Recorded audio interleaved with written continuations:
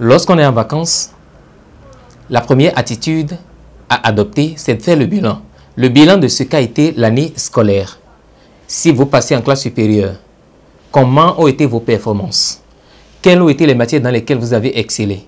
Quelles sont les matières dans lesquelles vous avez besoin de reprendre encore un peu plus la manche pour que les années à venir, ça puisse être meilleur? Et puis, il y a une deuxième catégorie d'apprenants. Ceux-là qui malheureusement ne passent pas en classe supérieure. Pour eux, le bilan n'est pas pareil. Parce que justement, ils ne passent pas en classe supérieure. Ils n'ont pas pu atteindre le seuil de réussite. Et pour ces apprenants-là, le bilan s'impose aussi. Il faut voir les matières, il faut faire le point. Des matières qui vous ont causé des difficultés. Des matières ou des situations d'apprentissage que vous n'avez pas pu maîtriser. Et prendre des résolutions idoines pour l'avenir. Après l'étape de bilan pour les vacances, la deuxième étape, c'est les loisirs, la distraction et les sorties. Parce que justement, la période des vacances est réservée pour se reposer, pour se détendre, pour s'offrir le loisir, pourquoi pas, organiser des sorties entre amis. Et donc, pendant les vacances, les apprenants doivent s'organiser pour s'offrir ce plaisir-là, cette détente-là. Pendant les vacances, on se repose aussi. On se repose suffisamment. Parce qu'après 9 ou 8 mois de pression, il faut pouvoir descendre le mercure du stress. La troisième chose à faire pendant les vacances, c'est de sortir de son environnement habituel.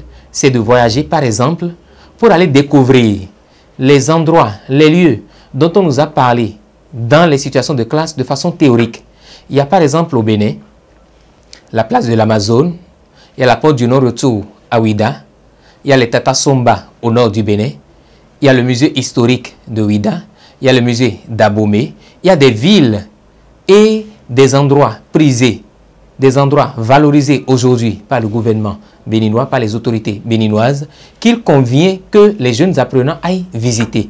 Donc vous pouvez organiser par exemple des sorties avec les parents pour aller voir ces endroits-là, de quoi ils ont l'air. Ça permet d'arrimer la théorie à la pratique, c'est-à-dire que ce qui nous a été enseigné en classe, ce qui nous a été enseigné à l'école, on va découvrir cela. Et je pense aussi par exemple à la source thermale de Poso Tomé, je pense à la porte du non-retour de Ouida, je pense à la route des esclaves, je pense au temple des Pitons, je pense à la capitale du Bénin qui est Porto Novo, je pense à la GDIZ par exemple, cette grande infrastructure qui aujourd'hui fait parler du Bénin au-delà de nos frontières. Voilà autant d'endroits que les enfants peuvent aller visiter, mais sous la responsabilité des parents. Et pour y arriver, il serait indiqué par exemple que pendant les vacances, les parents prennent quelques jours de congé. Pas tous les parents au même moment, bien évidemment, mais que chaque parent prenne quelques jours de congé, peut-être un week-end, pour faire sortir les enfants et leur permettre d'aller découvrir d'autres endroits. Bien souvent, nous n'organisons pas les vacances de nos enfants. Nous ne préparons pas les vacances de nos enfants. Alors que lorsque l'année scolaire a démarré et qu'on a fini de faire le nécessaire pour lancer l'année scolaire, on doit commencer déjà par mettre de l'argent de côté pour permettre à nos enfants de passer de très belles vacances. Voyager par exemple, aller au-delà du Bénin, ce serait intéressant. Aller découvrir les autres villes du Bénin, ce serait aussi intéressant pour les enfants. Et malheureusement, il se fait que les enfants grandissent, ils arrivent à finir leur scolarité sans jamais sortir de la ville qui les a vus naître. C'est un problème. Parce que ça permet de se déplacer, voyager, sortir de son environnement habituel, ça permet aux enfants d'avoir une plus large connaissance des réalités de leur pays. Les vacances doivent aussi constituer pour les enfants un moment de culture. Un moment de culture, donc après la découverte, il faut se cultiver. Et cette culture passe par exemple par la lecture, par la prise de contact avec des documents dans divers domaines qui permettent à l'apprenant, qui permettent aux jeunes de se forger par rapport à la culture générale, d'avoir une vue globale d'un certain nombre de réalités qui gouvernent le monde au plan social, au plan économique, au plan politique, au plan culturel. Donc la lecture ne doit pas être occultée pendant les vacances. Les vacances constituent aussi un moment de culture. Bien souvent, les apprenants participent aux cours de vacances quand ils sont en vacances. Mais les cours de vacances ne devraient pas être systématiques pour tous les apprenants. Les cours de vacances en principe devraient être réservés, les cours de vacances ou de renforcement devraient être réservés pour les apprenants qui ont connu des difficultés durant l'année et qui ont besoin d'une remise à niveau, qui ont besoin d'un renforcement de capacité. Et si ça doit s'organiser, ça devrait être orienté vers les matières dans lesquelles les apprenants ont connu des difficultés. Si les apprenants qui ont travaillé normalement et qui passent en classe supérieure voudraient faire les cours de vacances, ils doivent aussi se renforcer dans les matières au niveau desquelles ils sentent le besoin de se renforcer. Les cours de vacances ne sont pas exclus. Seulement, ils ne doivent pas s'étendre aussi sur plus de 4 semaines. Aujourd'hui, on observe généralement que lorsque les candidats sont en classe d'examen, ils font plus d'1 mois, 1 mois et demi, voire 2 mois de cours de vacances. Ce qui n'est pas indiqué parce que les vacances sont d'abord faites pour se reposer, pour s'offrir le loisir, pour se détendre. Parce que le cerveau en a justement besoin pour se relancer pour l'année scolaire à venir. Donc les vacances peuvent constituer aussi un moment de renforcement de capacité. Ensuite, les vacances constituent des moments de formation. Et quand je parle de formation, je mets l'accent sur les formations pratiques, manuelles. On peut permettre aux apprenants de se faire former dans différents métiers lorsqu'ils sont en vacances pour avoir un plus avant la reprise de l'année scolaire. Des formations de courte durée, de 2 semaines, d'1 mois, par exemple en couture, en coiffure, en menuiserie, en restauration, en hôtellerie, en pâtisserie, en élevage, dans les métiers du numérique, en graphisme, en design. C'est autant de possibilités offertes pour les enfants pour leur permettre de préparer plus tard ou de préparer leur vie professionnelle future. Imaginez que pour les vacances qui s'échelonnent durant le cursus secondaire, c'est-à-dire de la 6e en terminale, ça fait 7 vacances.